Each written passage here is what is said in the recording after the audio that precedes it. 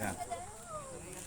Nandito pa rin po tayo sa lokasyon kung saan ginaganap ang tree planting activity ng collaborating agencies ng Senro, PNP Catbalogan, PNP Hinabangan, PNP Mochong, at DepEd Samar, DepEd City Division ng Catbalogan, at napakarami pang ibang collaborating agency na nag-participate sa ngayon. Andito po tayo sa area ng Barangay Canva East sa bayan ng Mochong, Samar. Ito po si Zaldi Gabani Gabiana Habaan ng Samar News Watch. At atin pong binibigyang mukha ang balita kung saan paminsanan lang pong nangyayari na nagkakaroon ng paglingon sa ating kapaligiran dahil uminit na po talaga ang ating mundo. Kaya ang solusyon sa heat index ay hindi reklamo, kundi tayo mismong tao ang may obligasyon at nakakalimutan ang pagkalinga sa ating kapaligiran. Kaya nagpapasalamat po tayo sa mga participating agencies ngayong morning. At ayan, katatapos pa lang po nilang magsagawa ng tree planting activity doon sa tuktok na yon. Gagagaling ko lamang po doon. Ayan, pakita po natin. Hiningal po ako, papunta roon. Andoon pa sila Ma'am Elsie, ang Centro Officer ng Catbalogan. Pababa na pala sila. Ay, may kataasan ng bundok. At ngayon ay linggo. Nagkataong tawag nito, Tabo or Market Day ng Barangay Calapi. Kaya bumababa ang mga taga-barangay. Nabusog tayo. Nabusog tayo sa tinapay. Diyan sa lugar na yan. May binibinta silang pansit na ang anong tawag doon? Ang sahog ay hotdog. Ngayon na ako nakakita ng pansit na ang sahog ay hotdog. Hindi ko na tinikman dahil busog pa ako. May pansit dito na ang sahog ay hotdog. Yan.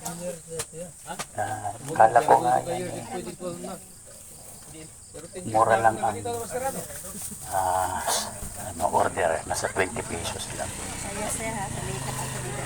Sisikat ka. Dito lang yan sa Barangay Canbaes, bayan ng Mochong. Ayan o, may pansit na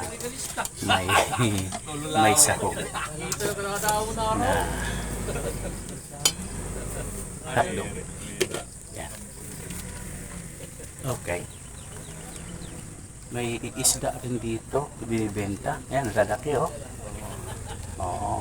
Yan, sapsap. Oo. Galing pa ng Catbalogan, tapos yung kanyang bangus. Magkanong isa? 250 ang kilo. 250 ang kilo. Bangus. Yan. Yan sina sir. Bumaba na sila. Kakapagod talaga.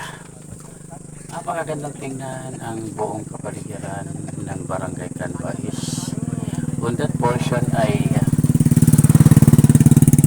Barangay Calapi na po doon. So dire-diretso pala itong kalsada papuntang Anagasi yata ng Barangay Samar.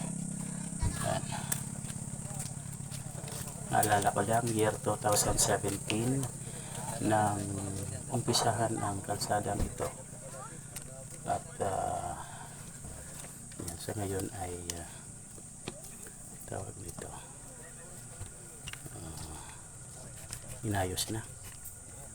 Gas natin. Mababa yung ating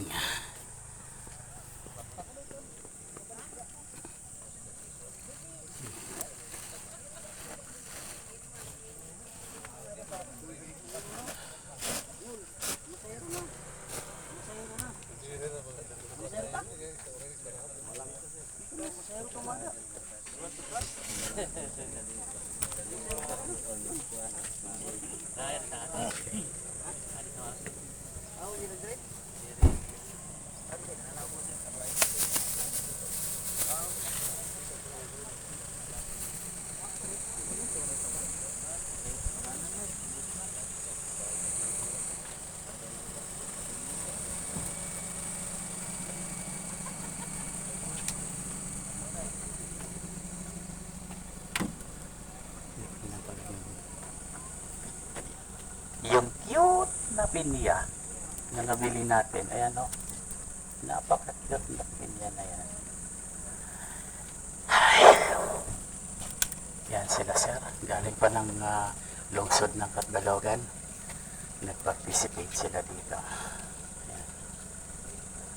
Okay. Ay. Mula po rito sa Barangay Canbay, sa bayan ng Matiyang Samar. Ito po si Zaldi Gabani Gabian Habaan. Para po sa mukha ng balita ngayong araw. Dito po, mismo sa site ng tree planting activity na pinamunuan po ng DNR. Aha.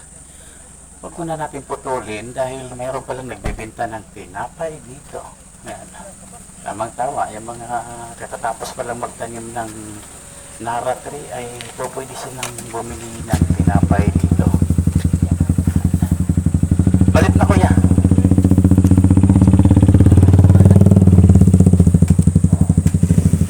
Pinakyaw na ni Mana ang tinapay. Sige. Sila mga yabong nun. Okay. At tuman o. At na ito Santo Niño.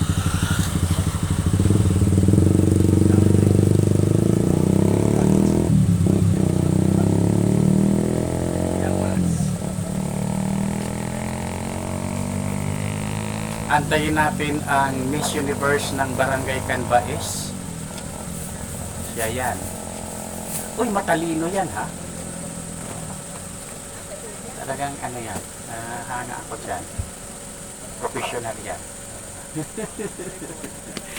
Ayan.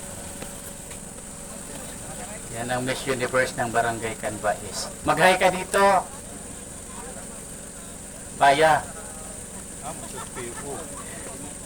President. Yan. People's Organization President. Yan. Siya yan. Magpakilala ka. Hello, I'm Joe Galavo from Canbay. So, ayun lang. Oo, di ba? Oo. Do you have a Facebook page? Yan. Joe Galavo. Okay, Joey Labong. May jowa wala? Wala, virgin. Kuya. Ayan. Okay, yan ang People's Organization President ng Barangay Canbais. Yan, siya yun. Okay. Okay. Balik tayo mamaya.